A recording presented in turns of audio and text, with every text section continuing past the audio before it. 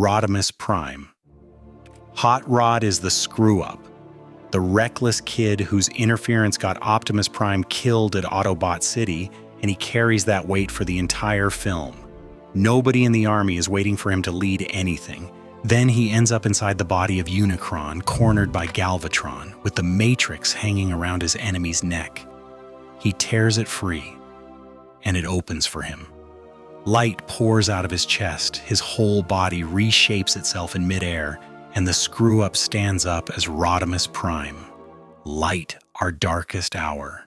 He turns that light on Unicron from the inside, and the Planet Eater tears itself apart around him. This is the prophecy Optimus described on his deathbed, almost word for word. He said it to comfort Ultra Magnus, who stood there insisting he wasn't worthy of the thing being pressed into his hands. One day, Optimus told him, an Autobot would rise from the ranks and light their darkest hour. The Autobot he was describing was already standing in that room, and he was the one who had just fumbled the Matrix on the way to Magnus. Because two other bots held it before Hot Rod did, and it stayed shut for both of them. Ultra Magnus and Galvatron. Cornered on the planet of junk, Magnus strains to force it open. Open, damn it, open! Nothing happens. The sweeps tear him apart, and the Matrix falls to Galvatron, who chains it around his neck and tries to threaten a god with it. It stays shut for him too, and Unicron swallows him whole for wasting his time. Fans have argued about this for decades. Was Magnus rejected outright, or was he simply not the one it had been waiting for? Every bot so far was a Cybertronian, and the next one to open it was not a Transformer at all. Sam Witwicky. In Revenge of the Fallen, Optimus Prime is dead, killed protecting one teenager, and that teenager goes looking for the only thing in the universe that can undo it. Sam finds the Matrix in a tomb, surrounded by the corpses of the original Primes. The instant he touches it, it collapses into dust in his hands, the most powerful artifact in the franchise, and it falls apart at a human's touch. He scoops the dust into a sock and carries it across a desert anyway. Then he takes a hit that stops his heart, and while he is lying there dead, the original Primes appear and tell him the thing every other entry on this list had to learn. The Matrix is not found, it is earned. They hand it back whole, and a human teenager drives it into a dead Prime's chest and brings Optimus Prime back to life.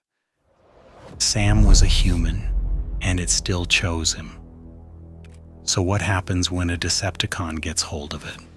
Scourge. Rodimus Prime loses the Matrix in the stupidest way imaginable. He goes joyriding to clear his head, gets jumped by the Stunticons, and crashes hard enough that the Matrix comes loose. Scourge finds it, and here is the part nobody expects, because it works for him. He installs the Matrix and it warps and enhances him at the same time, blowing him up into something far more powerful than he has any right to be. And he turns that power straight back on the Autobots. So the rule was never that Decepticons cannot touch it, because some of them clearly can. It just doesn't leave them the way it found them. In the Generation 2 comics, Starscream took it into himself the same way. Which brings us to the one the fans always bring up, and they are right to. Thunderwing. Thunderwing was a Decepticon commander who got hold of the Matrix and had what the comics describe as a genuine affinity for it, not a thief fumbling with a box he couldn't open. It responded to him. And what came out of that was not salvation. The Matrix turned dark in his hands, corrupted, and then it turned him, taking control of Thunderwing and driving him at the Autobots until the only option left was firing the thing into deep space. But that isn't the reason fans still bring him up. Later, when the Matrix speaks, it names the voices held inside it. Primus, Prima, Nova Prime, Sentinel Prime, Optimus Prime, and Thunderwing.